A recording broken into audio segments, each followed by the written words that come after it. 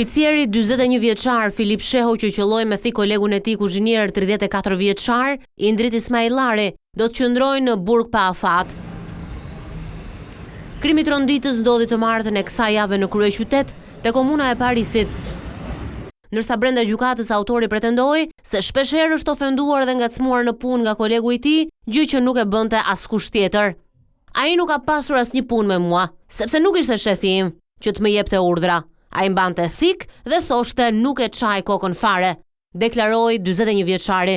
Teksa shprehu ngushëllime për familjarët e Indrit Ismaillarit, autori i krimit të rënd tha se nuk ka qenë në dieni të faktit se e ka lënë viktim 32 vjeçarin dhe shtoi se këtë informacion e kishte mësuar të premten.